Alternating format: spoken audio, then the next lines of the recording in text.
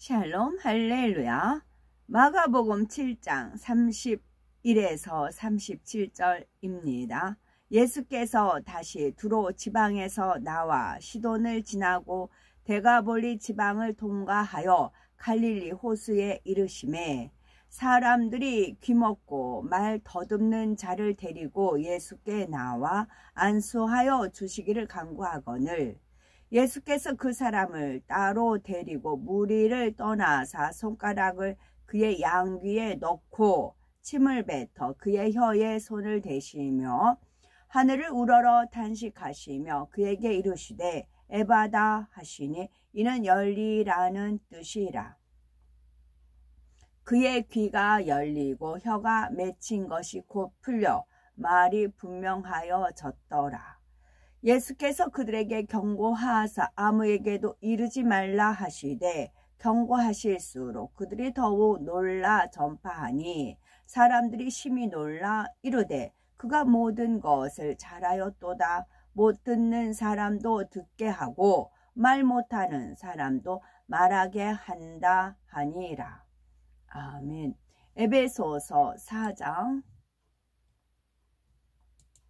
13절입니다. 우리가 다 하나님의 아들을 믿는 것과 아는 일에 하나가 되어 온전한 사람을 이루어 그리스도의 장성한 분량이 충만한 데까지 이르리니. 아멘. 히브리서 13장 8절. 예수 그리스도는 어제나 오늘이나 영원토록 동일하시니라. 아멘. 제목은 기뻐 춤추며 노래하며입니다. 예수님께서 이 땅에서 사역하실 때 두루 다니시며 하나님의 말씀을 가르치시고 천국 복음을 전파하셨지요. 각색 질병으로 고통받는 사람들과 약한 사람들을 고치심으로써 전하신 말씀을 마음 깊이 새기게 하셨습니다.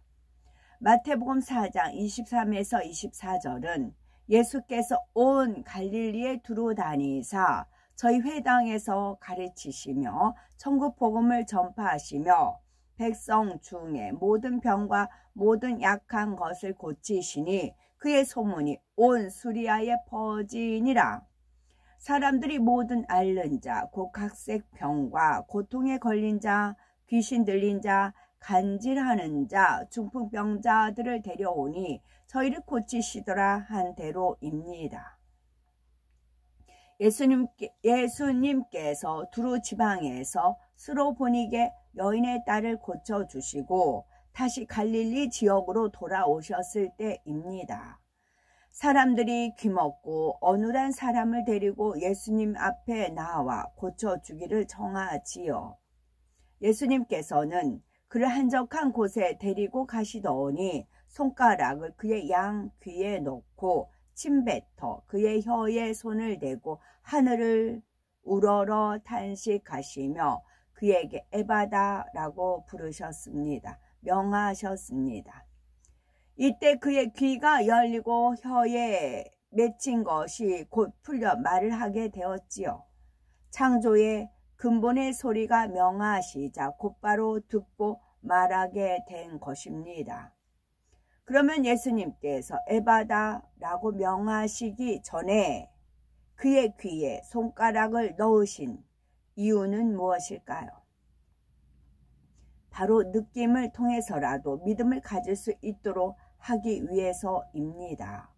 청력을 잃은 사람은 말씀을 듣지 못하니 믿음을 갖기가 쉽지 않지요. 로마서 10장 17절에 그러므로 믿음은 들음에서 나며 들음은 그리스도의 말씀으로 말미암느니라 했습니다. 그런데 귀먹고 어눌한 사람은 말씀을 듣지 못했으니 믿음이 들어오지 못했지요.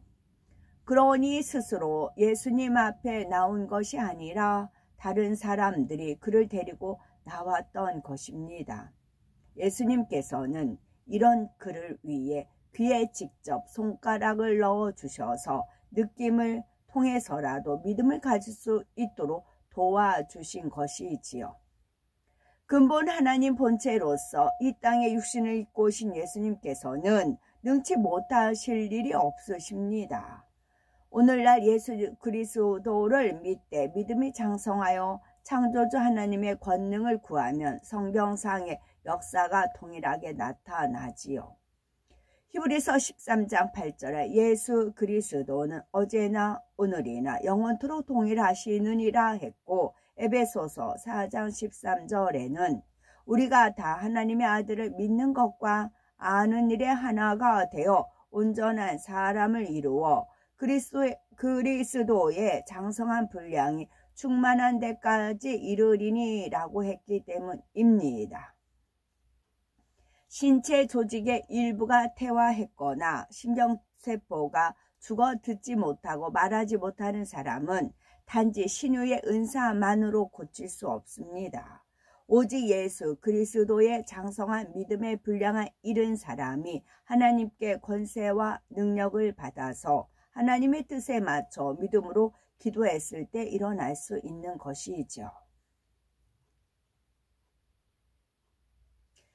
하나님의 권능을 체험하고 응답받으려면 첫째는 믿음을 가지고 하나님 앞에 나와야 합니다.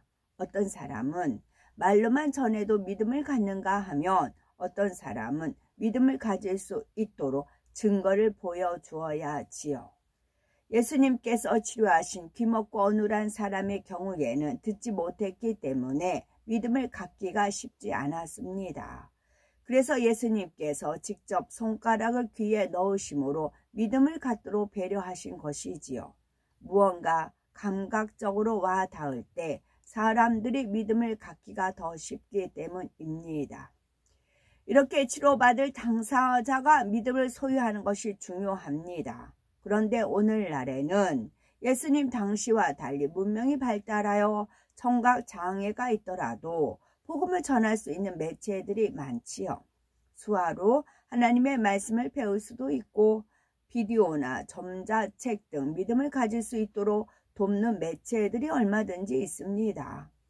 비록 소리를 듣지 못한다 할지라도 본인이 원한다면 얼마든지 믿음을 가질 수 있는 것이죠. 따라서 치료받을 수 있는 믿음만 있다면 누구나 하나님의 권능을 체험할 수 있습니다. 둘째는 죄사함을 받아야 합니다. 예수님께서는 기먹고 어눌한 사람의 양귀에 손가락을 넣었다 배신 후에 침을 뱉어 그의 혀에 손을 대셨지요.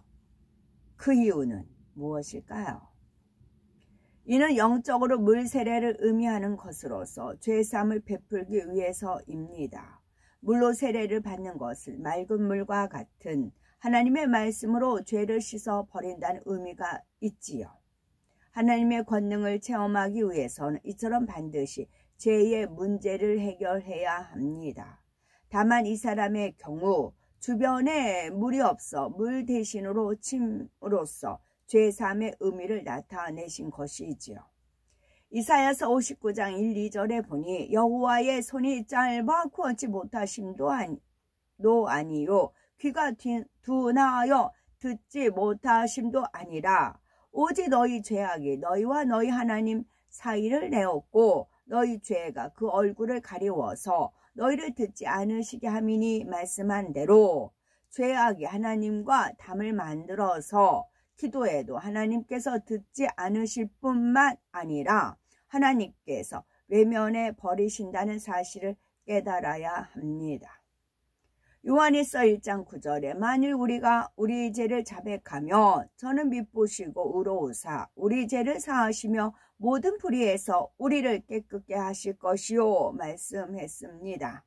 자백은 말로만 하는 것이 아니죠. 죄에서 온전히 돌이키는 것입니다. 회개한 후에 다시는 죄를 짓지 않고 그 죄성까지 뽑아버리는 것입니다. 만일 회개했다 하고 또 죄를 지으면 이는 개가 토한 것을 다시 먹고 돼지가 씻었다가 더러운 구덩이에 다시 눕는 것과 같지요. 중심에서 자백하는 사람은 마음을 찢는 애통과 회개가 따릅니다. 온전히 빛 가운데 행함으로 하나님의 기쁨이 되셔야 되겠습니다. 회당, 유대인들의 모임 장소를 말합니다. 회당 제도는 포로 생활로 인해서 예루살렘 성전에서 예배 드릴 수 없게 되면서부터 유래된 것이지요.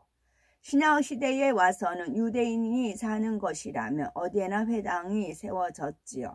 유대인들은 안식일 외에도 회당에 자주 모였는데 남녀가 따로 떨어져 앉았답니다.